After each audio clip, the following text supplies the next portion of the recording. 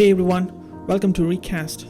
Paul said, I want to know Christ and the power of his resurrection. In other instance, he said, I consider everything a rubbish that I may gain Christ and be found in him. See, Paul was an Orthodox Jew and he was bent on killing all the Christians.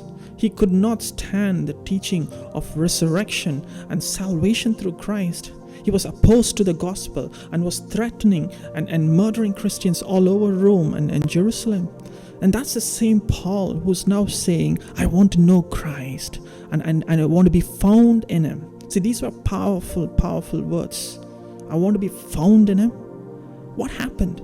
See, he met Christ and he encountered Christ. He saw the love in his face and the truth in his voice. He now considers everything else a rubbish for the sake of knowing Christ. See, that's the response you can give to Christ if you know him, who he is. See, you will hunger to know him more and more. You will consider everything a rubbish. The joy of knowing Christ is totally in a different league compared to all that happiness of this earth combined. See, you cannot find the joy in this earth.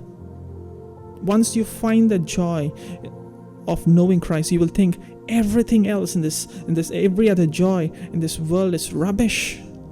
See, this is because man once walked with God and experienced that ecstasy of love, of walking with God. He lost the joy when he sinned.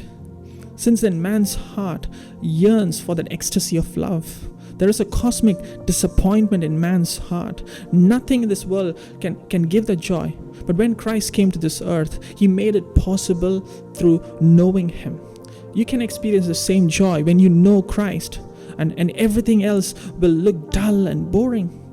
C.S. Lewis said in his book, the happiness which God designs for his higher creatures is the happiness of being freely, voluntarily united to him and to each other in an ecstasy of love and delight, compared with which the most rapturous love between a man and a woman on this earth is mere milk and water. See, all the longings and yearnings in our heart will stop when we know Christ. We will not seek another passion or thrill in life because Christ completes us. Our soul is fully satisfied once we know who Christ is. See, you may say, I know who Jesus is. He lived a good life and he died on the cross 2,000 years back. I'm not talking about a superficial worldly knowledge about Jesus Christ. I'm talking about revelation of who Jesus Christ is. That he is the uncreated God who created everything we see and who's immanent and who's transcendent divine actor, acting in creation and redemption in a coherent way. He is God in flesh who lived a sinless life for 33 years and surrendered himself to die on a cross to pay our debts. His love is selfless and eternal, that everyone who knew him surrendered their life to him. His power is matchless, that even demons trembled and fell at his feet, and nature came to a standstill. He is the life, that even the dead, they came alive and stood at the command of his voice. He is the truth, that the Pharisees and the high priests were convicted in his presence, that they burned in anger and plotted to kill him. See, he is the greatest treasure anyone can have in life, that will make even the gold and precious stones of this earth look like dust and smoke. See, people who met Christ in flesh, they either got angry and plotted to kill him, or they fell at his feet and surrendered to him. There is no other lukewarm response you can give to Christ.